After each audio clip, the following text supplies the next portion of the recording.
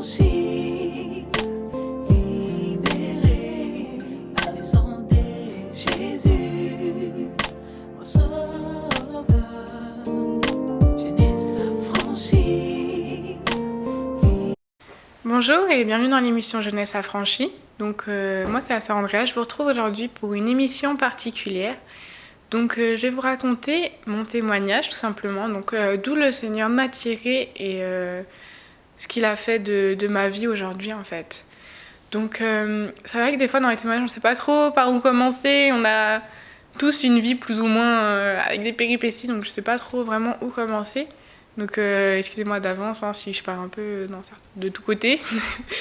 Donc si je pouvais commencer, bah moi à la base je viens pas de Chartres, donc là actuellement je vis à Chartres, mais à la base je vivais à Étampes dans le 91, donc c'était tout près de Paris, où je vivais, où j'ai vécu en fait depuis ma naissance jusqu'à peu près mes 18 ans.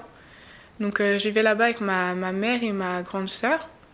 Donc j'ai une demi-sœur qui a au moins 10 ans de plus que moi, j'ai ma grande sœur.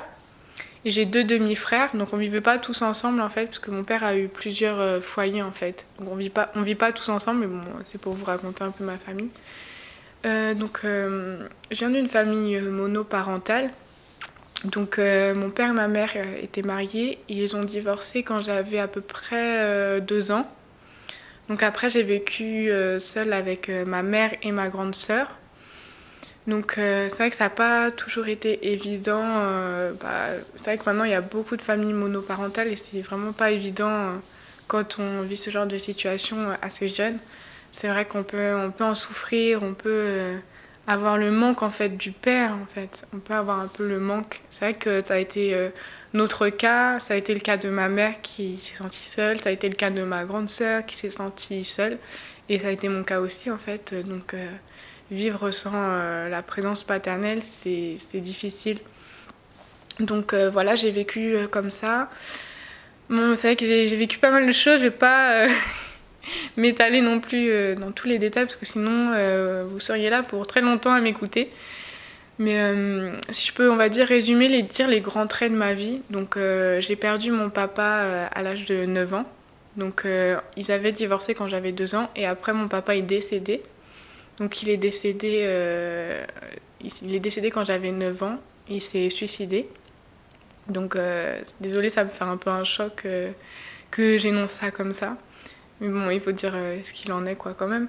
Donc il s'est suicidé brutalement comme ça en fait d'un coup, du jour au lendemain. On a reçu un coup de téléphone et il s'était suicidé dans sa voiture.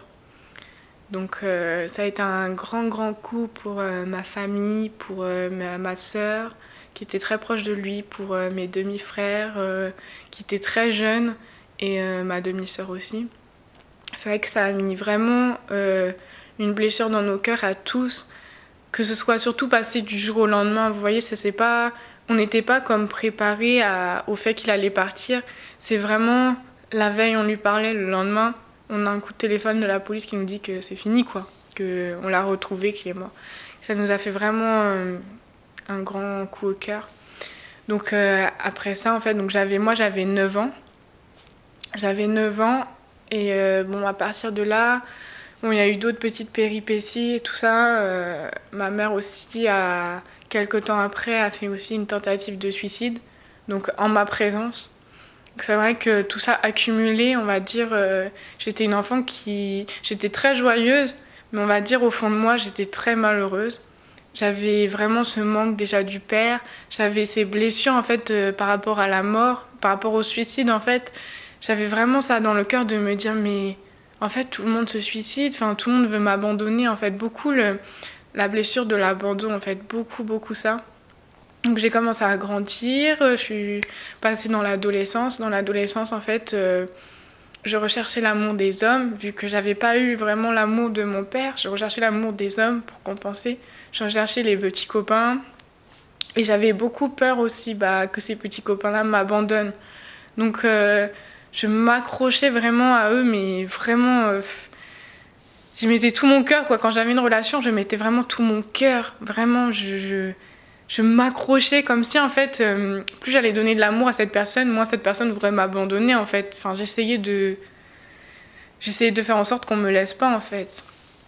Malheureusement, quand on est jeune, on a des relations, ça marche pas, voilà. Donc moi, j'ai une relation en fait un jour qui n'a pas fonctionné. On va dire que c'était une relation où je m'étais beaucoup accrochée. À partir du moment où cette relation en fait s'est terminée, donc le garçon en fait m'a quittée. C'est comme si en fait j'ai repensé en fait à toutes les blessures que j'avais dans le cœur. J'ai repensé à la mort de mon père, j'ai repensé on m'a abandonnée, ma mère a voulu m'abandonner par son acte aussi. Enfin, du coup, en fait, mon cœur a vraiment été submergé par cette rupture. Et le lendemain, en fait, de cette rupture, j'avais à peu près, je crois que j'avais 15 ou 16 ans. Donc le lendemain que ce garçon m'a quittée, j'ai fait une tentative de suicide. Donc ma mère était au travail, j'étais dans la pharmacie familiale. Et j'ai pris tous les médicaments que j'ai trouvés. Et je cherchais principalement les boîtes en fait où il y avait les petits triangles. Vous savez, les petits triangles où il y a marqué si c'est orange, rouge en fait pour voir si c'est des médicaments qui sont dangereux ou pas. Donc j'ai cherché vraiment les boîtes les plus dangereuses en fait, celles où il y avait le petit triangle qui était rouge ou orange à la rigueur. Mais j'ai cherché vraiment ces médicaments-là comme je savais que ma mère avait pris des traitements des fois, des somnifères, des choses comme ça, donc je savais qu'on avait des choses assez fortes. Donc voilà, du jour au lendemain comme ça, j'ai été, par cette rupture en fait, bouleversée. J'ai été prendre les médicaments le lendemain. Donc j'ai pris toutes les boîtes où il y avait des logos dangereux. J'ai tout avalé d'un coup. Et en fait, j'ai commencé un peu à perdre connaissance, mais pas vraiment en fait. J'avais la tête qui tournait, on va dire. Et j'étais en larmes parce que déjà même au moment où je faisais l'acte, je pleurais. Et pendant que du coup j'avais pris tous les médicaments, je voyais en fait que je ne perdais pas connaissance. J'avais encore ma tête, même si j'avais la tête qui tournait un peu, mais je pouvais réfléchir. Donc en fait je me disais mince, ça marche pas en fait. Donc je reprenais des médicaments, je reprenais, jusqu'à un moment où je voyais que là je commençais un peu à, on va dire, à m'endormir. Et à ce moment-là, en fait, ma maman a téléphoné du travail, en fait. C'est comme si, maintenant je sais que c'est Dieu qui m'a gardée, mais sur le coup, en fait, on avait dit c'est le hasard, mais en fait, c'est Dieu qui a permis que ma mère, elle m'ait appelée à ce moment-là. Donc elle m'a appelée, et moi, en fait, je sais pas pourquoi, mais d'un coup, j'ai décroché, en fait. Et elle a senti à ma voix que j'étais pas du tout normale. Comme je commençais un peu à perdre connaissance, elle a tout de suite compris. Et en sachant que la veille, elle m'avait vue aussi pleurer, en fait. Elle m'avait vue peu de temps après que mon petit copain de l'époque m'avait quittée, en fait. Elle m'avait vue dans tous mes états, en fait. Donc, elle a vite fait le rapprochement avec comment je décrochais et l'état où j'étais la veille. Donc, en fait, elle m'a dit tout de suite qu'est-ce que tu as fait, est-ce que tu as pris les médicaments? Et je dis oui, et j'ai raccroché. Donc là, tout de suite après, elle a appelé ma grande sœur qui était dans la maison aussi. On était chacun dans notre chambre.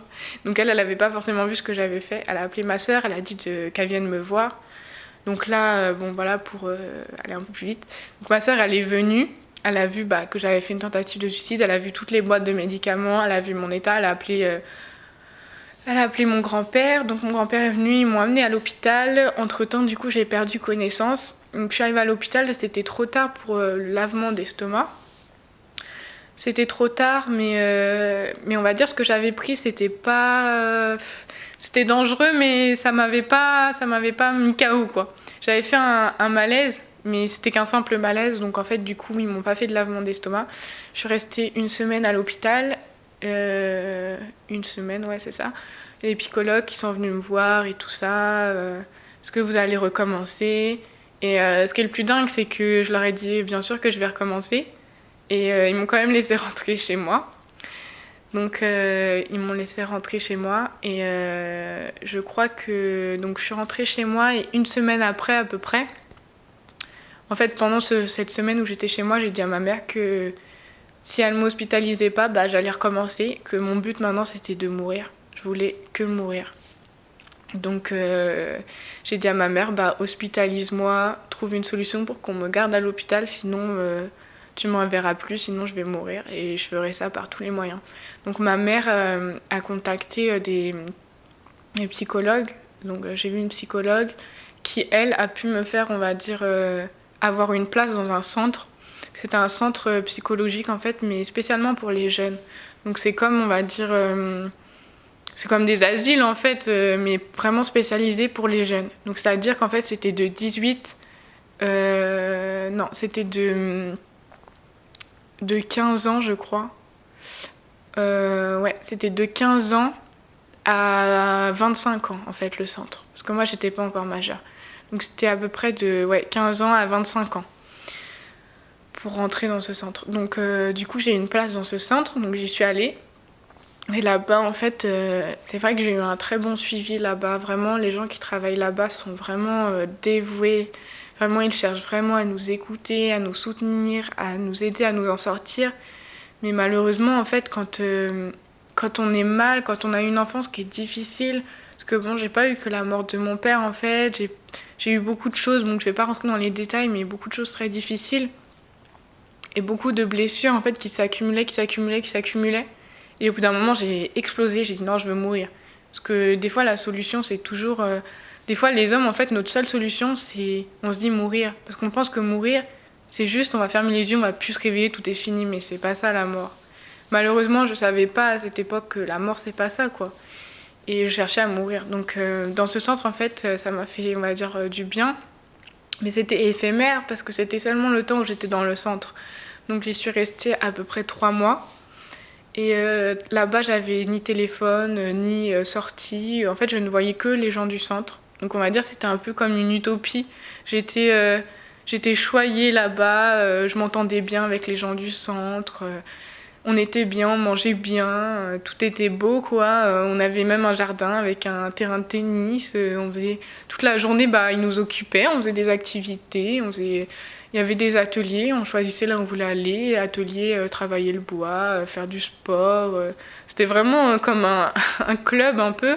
Donc entre-temps, bon, on voyait des psychologues en fait, et dès qu'on voulait parler, on pouvait aller voir, on va dire, un soignant, on appelait ça des soignants en fait, des gens qui étaient là pour nous encadrer. Et dès qu'on avait envie de parler, on pouvait demander à ces soignants pour aller discuter. Là, on allait dans une pièce et puis on discutait de ce qu'on voulait.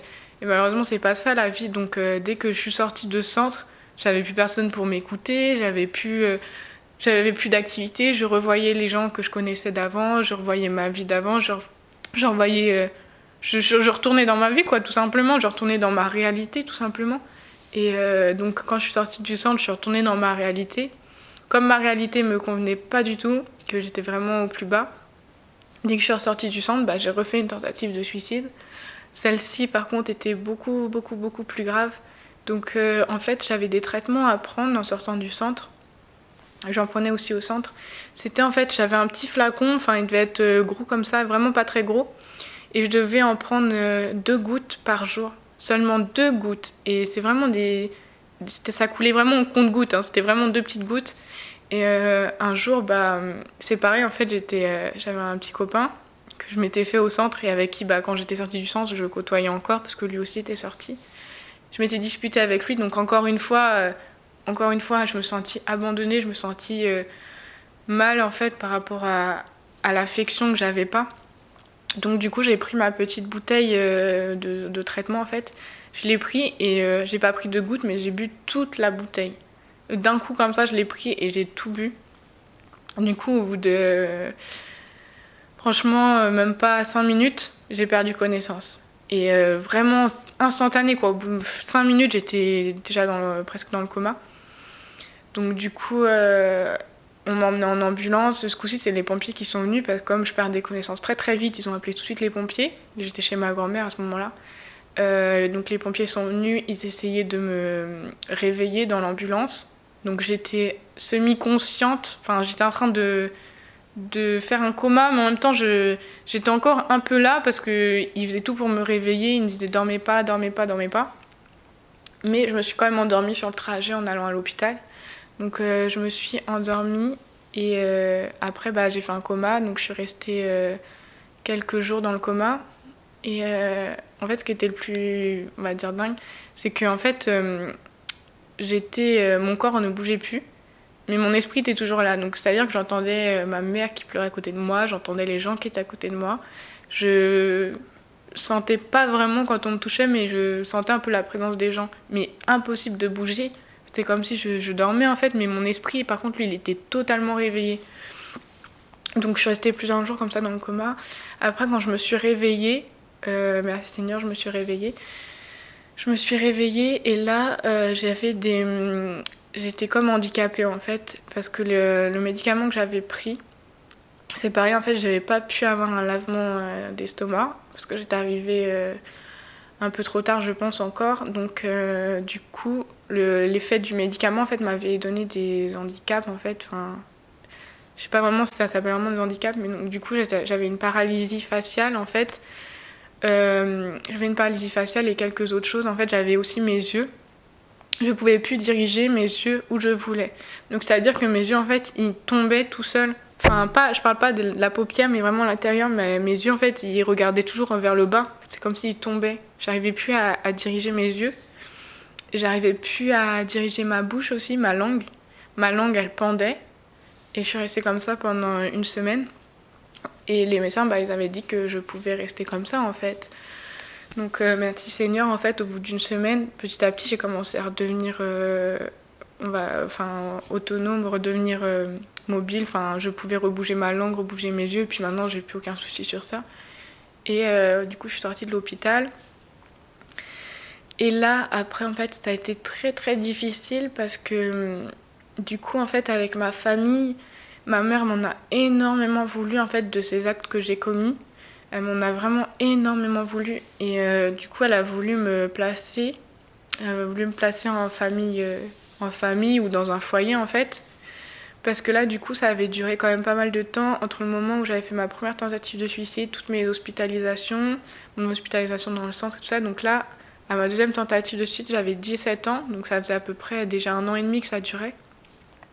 J'avais 17 ans, donc ma mère a voulu me mettre en foyer, parce qu'elle en avait vraiment trop marre, quoi. Par contre, comme j'avais 17 ans, elle s'est dit que c'était... En fait, ça allait être raté en fait, pour me mettre en foyer, parce que comme j'allais bientôt avoir la majorité, il me restait qu'une petite année, elle s'est dit le temps de faire les papiers, de faire les démarches, que je sois placée et tout ça. Elle a dit que c'était inutile. Elle a dit vraiment pour juste une année, c'est inutile. Donc du coup, elle m'a envoyée vivre chez mon grand-père. Ça a été très très dur parce que mon grand-père était on va dire, strict. Et puis comme ma mère lui avait dit pas mal de choses sur moi qui n'étaient pas forcément bien placées, enfin bref. Donc du coup, mon grand-père était très difficile avec moi. Donc j'ai vécu là-bas pendant quelques mois.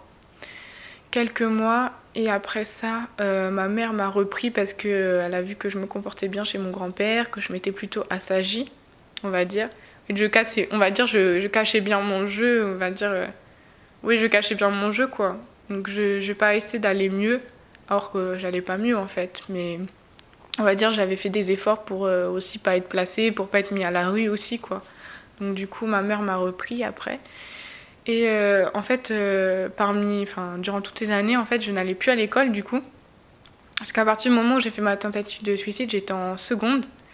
Et du coup, comme j'étais hospitalisée, forcément, j'étais plus scolarisée. Et quand du coup ma mère m'a repris, elle a essayé de me remettre à l'école. Donc du coup elle m'avait inscrite dans un lycée sur Chartres. Et j'y suis allée, j'ai fait une semaine et après en fait j'ai eu une phobie scolaire. Donc comme ma dépression avait commencé quand j'étais au lycée, du coup le fait d'y être retournée, ça me rappelait toutes les souffrances que j'avais eues. Même au lycée, j'étais beaucoup moquée. On se moquait énormément de moi. En fait, parce que j'étais différente, parce que j'avais un physique qui était différent des autres. Tout simplement parce que j'avais des lunettes et que comme j'avais des lunettes, je voyais mal, donc j'étais obligée de me mettre dans les premières places. Donc tout de suite, j'étais l'intello, j'étais raillée, alors que j'étais pas du tout une intello, mais c'est juste que j'ai des problèmes de vue, donc j'étais obligée d'être attentive pour voir, ou vous voyez. Du coup, j'étais beaucoup raillée sur ça, et le fait d'être retournée en fait dans un lycée, ça m'a rappelé tout ça. Ça m'a provoqué une phobie scolaire. En fait, je pouvais plus aller à l'école. Donc du coup, là j'avais 17 ans et demi. En fait, le temps passait, j'allais presque atteindre ma majorité au final. Donc du coup, entre mes 17 ans et demi et mes 18 ans, je suis carrément plus allée à l'école. Donc j'ai été complètement déscolarisée, je suis restée à la maison, du fait que j'avais une phobie scolaire. Et à partir du moment où j'ai 18 ans, là on va dire ça commençait à aller mieux au niveau de ma dépression. Parce que du coup, j'avais rencontré encore un nouveau garçon. En fait, je m'accrochais énormément aux hommes, en fait. Vraiment énormément pour retrouver cet amour, en fait, que j'avais pas eu. Donc là, j'avais un nouveau copain. Et en fait, il m'a aidé à arrêter mes traitements, parce que j'étais toujours sous médicaments, bien sûr. Tous les jours, des médicaments. Donc il m'a fait arrêter mes médicaments. Il m'a dit qu'il fallait que je m'en sorte, que je sorte de là, que voilà, que je vois la vie autrement. Donc il a juste réussi à me faire arrêter mes traitements, ce qui est déjà pas mal. Et après ça, donc du coup, une fois que j'ai arrêté mes traitements, je me suis séparée de ce garçon. En fait, c'est moi qui me suis séparée. Et à partir de là, j'ai commencé vraiment à vouloir m'en sortir, en fait. J'étais seule, je me suis retrouvée à nouveau seule dans ma vie, par mon choix, hein, mais je me suis retrouvée seule et je me suis dit là, il faut que je me sorte déjà de chez ma mère parce que c'était très compliqué là-bas. C'était très tendu, beaucoup de conflits.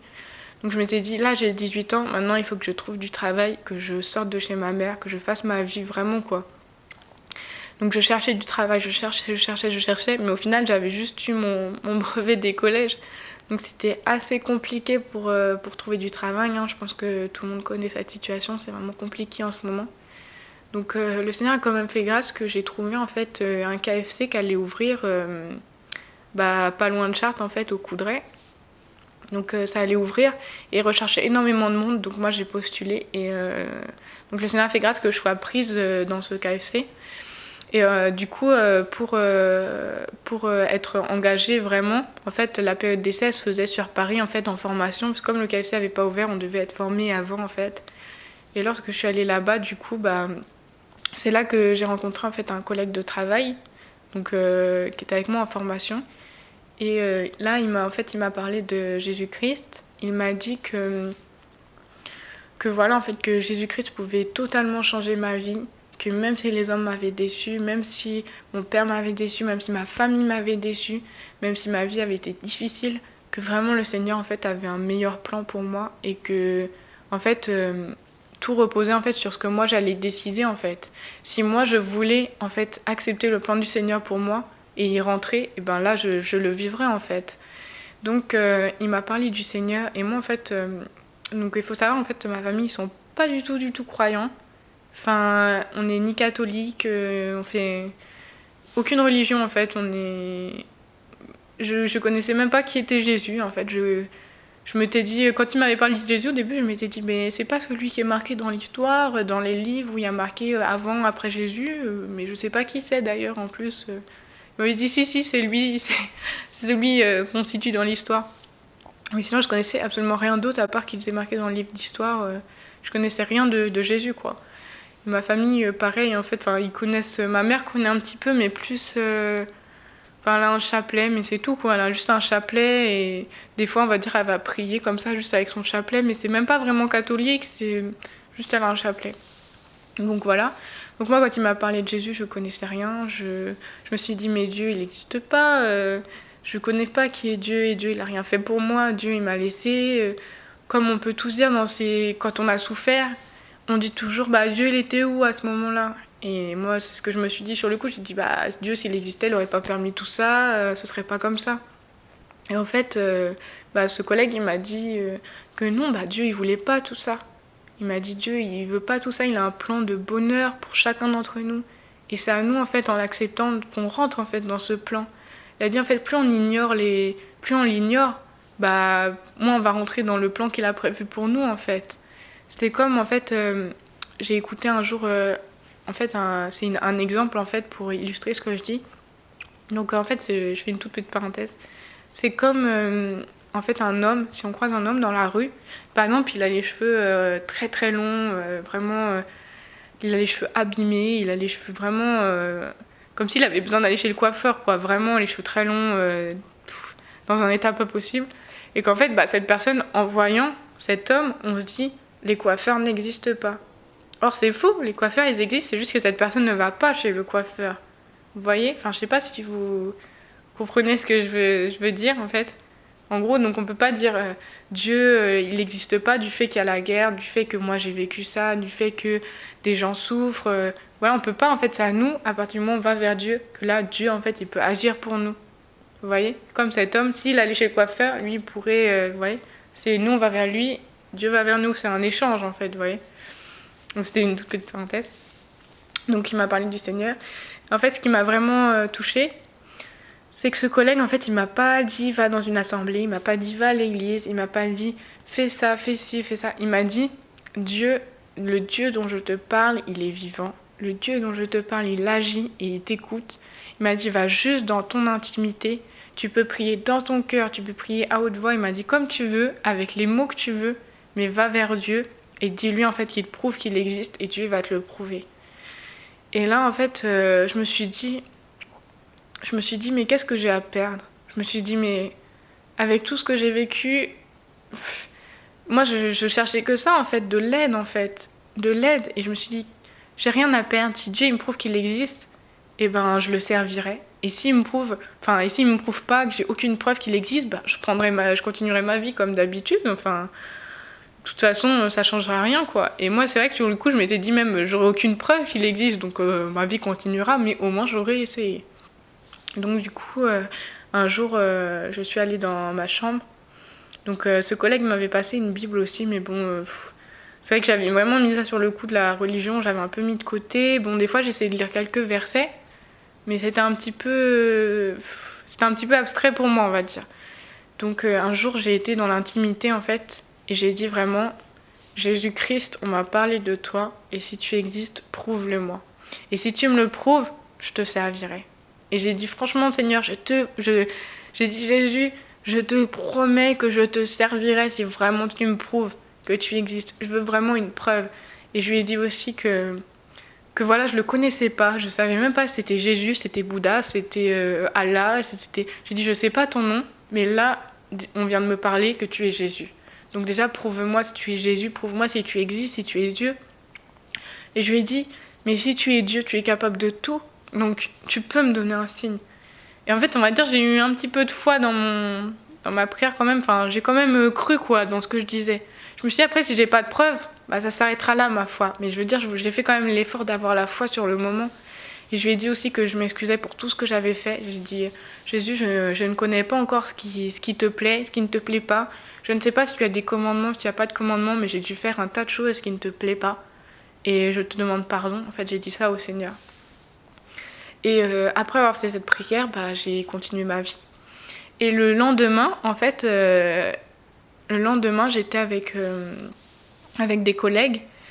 Et il y en a un en fait qui a eu un petit accident, en fait, un petit accrochage en fait sur sa voiture. En fait, j'étais avec lui dans la voiture avec un autre collègue. En fait, il y a quelqu'un qui lui est reculé sur le pare-choc de sa voiture. Donc c'était un peu enfoncé. Enfin, c'était un petit peu, mais ça se voyait quand même pas mal. Hein, c'était quand même enfoncé. Donc à partir de là, voilà, il s'est fait abîmer sa voiture. Enfin moi, ça m'a pas choqué plus que ça. Donc j'ai continué ma vie, je suis allée au travail. Et en fait, le soir, quand on est sorti du travail, donc j'étais avec le collègue qui avait eu sa voiture abîmée. Et j'étais avec le collègue qui avait été témoin aussi de l'accident, tout comme moi. Donc quand on est sorti du travail, juste avant l'accident, c'est là qu'on a vu en fait, on a remarqué que sa voiture en fait, elle avait été réparée. Et en fait, ce qui nous a choqué, moi, enfin surtout pour ma part, et puis pour la personne qui avait été témoin, tout comme moi, de l'accident, en fait, ce qui nous a choqué, c'est que le propriétaire de la voiture, il avait été avec nous toute la journée. Donc il n'était pas parti de la journée, on était sur Paris en plus. Donc on était sur Paris, donc voilà, il n'avait pas été appeler quelqu'un pour qu'on lui répare sa voiture. Non, on était vraiment à part de tous, de nos maisons, on était vraiment éloignés. Donc en fait, sa voiture, elle s'était réparée, on va dire, toute seule. Et cet homme, justement, qui avait sa voiture abîmée, c'était la même personne qui m'avait parlé de Jésus. Et lui, en fait, quand on l'a vu et qu'on lui a dit « Mais regarde, ta voiture, elle est réparée », et ben il nous a dit, en fait, et c'est ça qui m'a le plus choquée, il m'a dit « Moi, c'est mon Dieu », il a dit, avec la paix et tout, il a dit « Moi, c'est mon Dieu qui a fait grâce pour moi, c'est Jésus qui a fait grâce ». Et ça m'a tellement choquée, et même le garçon qui était à côté de nous et tout, on était devant la voiture, on était vraiment mais choqués. Et en fait, là, c'est le Seigneur, il m'a rappelé ce que j'avais prié, en fait. Et j'avais dit, dans ma prière, j'avais prié, si tu existes, prouve-le-moi, donne-moi un signe, montre-le-moi. Et là, j'avais vraiment vu, mais un miracle pour moi, quoi. J'ai vu quelque chose, vraiment, ça s'est réalisé. Sa voiture, elle était enfoncée, elle était abîmée. Et d'un coup, comme ça, sa voiture, elle était nickel, elle était plus abîmée. Et moi, ça m'a tellement interpellée. Je me suis dit non, franchement, je peux pas ignorer ça. J'ai prié avec foi que si Jésus existait, qu'il me le prouve. Et là, il me l'a prouvé. Mais bien que j'avais dit, si tu me le prouves, je te servirai, sur le coup, j'ai pas servi le Seigneur, on va dire, j'ai gardé ça dans mon cœur en me disant, c'est quand même un signe, mais bon. Et en fait, à partir de là, j'ai quand même essayé de prier Jésus. Donc j'ai essayé de prier, dire Jésus le Seigneur aussi. J'ai commencé à lire davantage la Bible. Donc je lisais à peu près, on va dire, un petit chapitre par jour, des fois quelques versets. J'essayais en fait de lire la Bible que le collègue m'avait donnée en fait. Et à partir de là aussi, donc en lisant la Bible et tout ça, j'avais pas encore tenu, on va dire, ma promesse de servir le Seigneur, mais je faisais l'effort quand même de rechercher Dieu qui m'avait donné ce signe. Donc du coup, après ça, j'avais prié un jour, en fait, quelques temps après, hein, peut-être 2-3 jours après. Donc j'avais prié que le Seigneur puisse faire grâce, que je puisse trouver un logement, en fait, pour partir de chez ma maman. Et donc du coup, j'avais dit vraiment, Seigneur, tu m'as donné un signe, mais délivre-moi de chez ma maman. C'est vraiment pour que je puisse te servir, parce que chez ma maman c'est compliqué, je risque de me sentir mal, donc je risque de jamais venir vraiment pleinement à toi. Et à partir en fait du moment où j'ai prié ça, quelques jours après, en fait, le Seigneur il a tout débloqué dans ma vie. Donc j'ai eu un logement.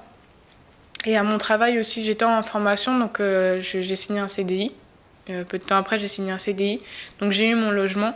Et le Seigneur a vraiment fait grâce pour moi parce que normalement, pour avoir un logement, je pense que tout le monde sait, mais il faut que notre paye, en fait, ça fasse au moins 3 loyers, en fait. Donc 3 mois de loyer. Et moi, j'avais un CDI, mais en 21 heures à temps partiel.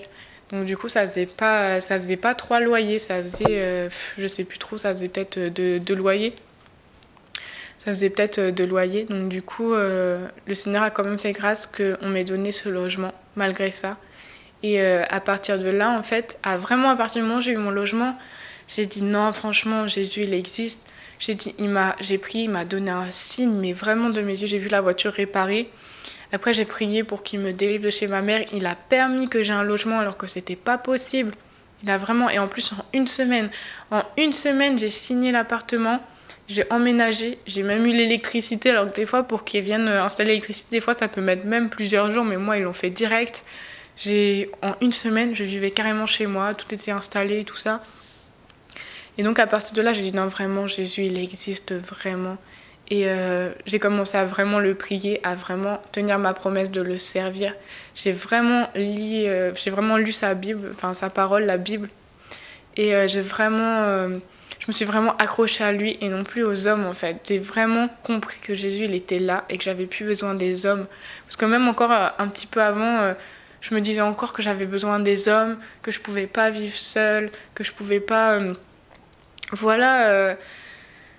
je pouvais pas être seule quoi, je pouvais pas. Et à partir du moment où j'ai eu mon logement, j'ai vraiment compris que non, je devais m'accrocher au Seigneur et que le Seigneur, lui, me donnerait après ce dont j'ai besoin. En fait, il donnerait ce qui fera mon bonheur. Donc je me suis vraiment accrochée au Seigneur. Je me suis fait baptiser. Donc je me suis pas fait baptiser comme la religion catholique. Je me suis vraiment fait baptiser comme la Bible nous demande d'être baptisés. Donc c'est-à-dire par immersion totale. J'étais complètement immergée. Et en fait, lors de ce baptême, j'ai vraiment en fait fait une alliance avec Dieu en fait. Normalement, le baptême c'est ça, c'est vraiment faire une alliance avec Dieu. Et moi, je l'ai vraiment fait ce jour-là. J'ai vraiment dit au Seigneur que à partir de maintenant, ma vie c'était en alliance avec Dieu en fait. Que j'essaierai en tout cas de tout mon cœur de suivre sa parole, que je le servirai, que je le prierai et que j'essaierai de lui être agréable pour toujours, enfin pour tout mon temps de vie, on va dire. J'essaierai de lui être agréable. Et donc à partir de là, vraiment le Seigneur, il a changé ma vie. Vraiment à partir du moment où j'ai fait une alliance avec lui, je me suis fait baptiser et que j'ai compris surtout qu'il existait, qu'il était là. Il a vraiment changé ma vie. Donc je me suis beaucoup réconciliée avec ma famille. C'était très très très compliqué avant que je connaisse le Seigneur. Et à partir du moment où j'ai donné ma vie au Seigneur, il a vraiment changé les cœurs envers moi. Donc avant, dans ma famille, j'étais beaucoup vue comme, on va dire, le petit mouton noir. En fait, j'étais comme la fille en fait qui fait toujours des histoires, toujours celle qui est dans les problèmes, toujours celle qui est dépressive, toujours celle qui apporte les problèmes à la famille. J'étais vraiment en fait mise de côté un peu. On me disait aussi tu n'as pas été à l'école, tu ne trouveras jamais de travail, ta vie n'ira jamais. On me dévalorisait énormément et à partir du moment en fait où le Seigneur est rentré dans ma vie, il a changé mon témoignage en fait. Il a changé ma vie. Il m'a tout donné vraiment. Il m'a tout donné. Tout ce que... Non pas tout ce que moi je voulais, mais tout ce que j'avais besoin en fait. Donc j'avais besoin d'un travail pour vivre, il m'a donné un travail. J'avais besoin d'une voiture pour aller au travail, donc j'ai eu une voiture. J'avais déjà eu mon permis quelques temps avant déjà de connaître le Seigneur, donc j'avais déjà le permis, donc il m'a donné la voiture. J'ai eu mon logement, vraiment le Seigneur a fait grâce. Et il a même permis que je me marie. Donc je me suis mariée il y a 1 an de ça. Donc le Seigneur a même pourvu à mes sentiments, on va dire, parce que vivre seul, des fois, c'est pas toujours évident, mais c'est vrai qu'il faut faire les choses vraiment comme le Seigneur le veut et dans les cadres en fait que le Seigneur veut. Donc le Seigneur a permis que je me marie. Donc je me suis mariée. J'ai eu une petite fille également qui a 5 mois aujourd'hui. Donc qui fait toute ma joie grâce à Dieu. Donc voilà, je remercie vraiment le Seigneur. Et en fait, si j'ai raconté mon témoignage, c'est pas pour parler, enfin avoir juste ça à faire, exposer ma vie et tout ça, mais c'est vraiment en fait pour vous dire que si Dieu a fait pour moi, c'est pas parce que je suis quelqu'un d'à part ou non, c'est vraiment en fait que Dieu peut faire pour n'importe qui peut faire aussi pour ta situation, qu'elle soit la même, qu'elle soit similaire ou qu'elle soit complètement différente de la mienne. En fait, Dieu peut faire pour toi. Dieu peut changer ta situation vraiment. Et c'est vrai que des fois, on peut se dire non, moi c'est fichu, c'est fini, j'ai trop souffert, j'ai vécu tout ça, maintenant ma vie ne changera pas, c'est impossible que ma vie change, c'est impossible que Dieu fasse ça, c'est impossible que Dieu débloque telle chose. Mais vraiment en fait, la parole, il y a un verset dans la Bible qui nous dit que ce qui est impossible aux hommes, est possible à Dieu.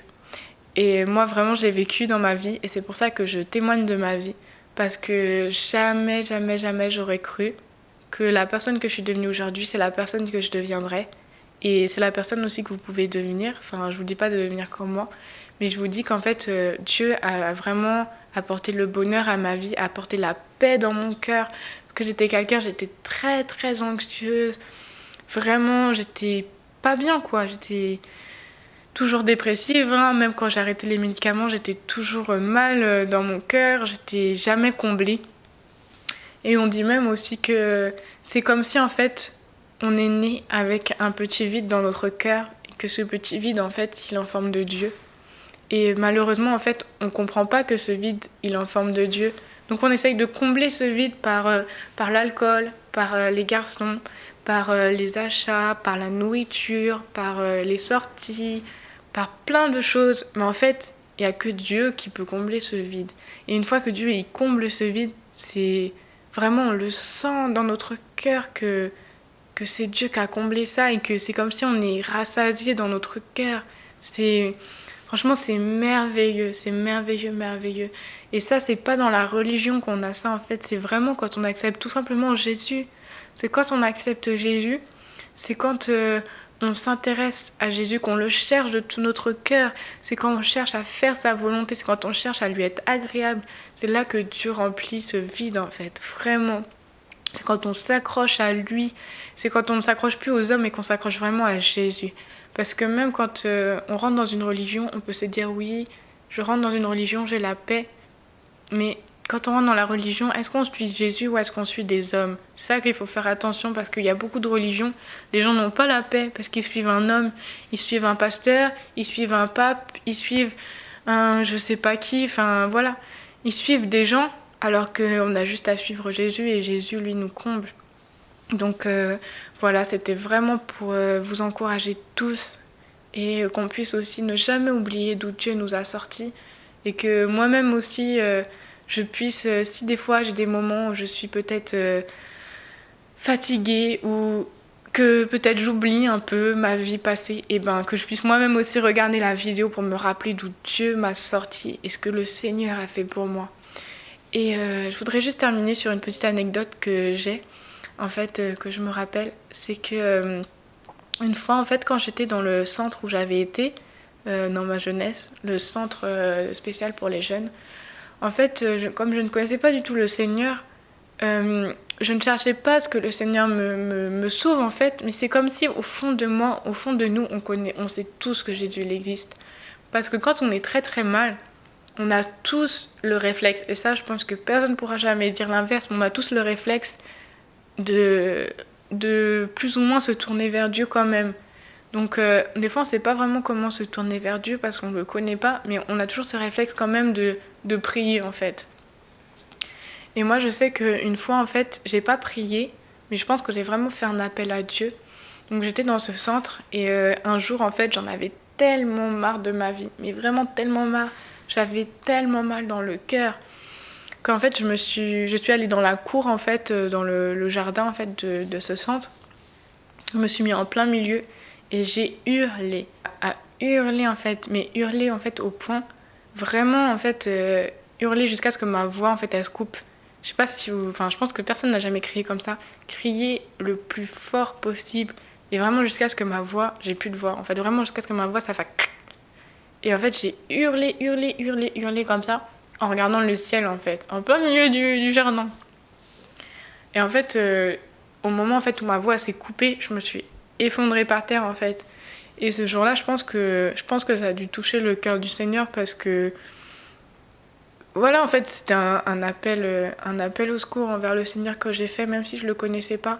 Je pense que c'était vraiment un appel au secours. Et je pense que on en arrive tous des fois à ce moment-là dans notre vie où on fait un appel au secours comme ça au Seigneur, sans forcément s'en rendre compte, parce que franchement, moi, je faisais pas ça par rapport au Seigneur. C'est vraiment, j'ai pas contrôlé. Je suis venue, j'ai hurlé parce que j'en pouvais plus en fait de ma vie.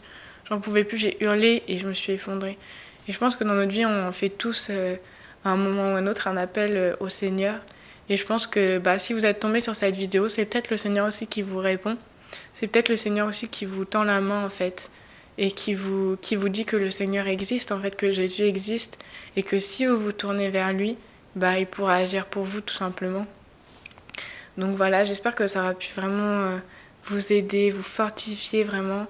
Et je vous souhaite une très bonne journée en Jésus-Christ et que le Seigneur vous bénisse. Amen. Dans le péché, j'étais loin de Dieu. Par son amour,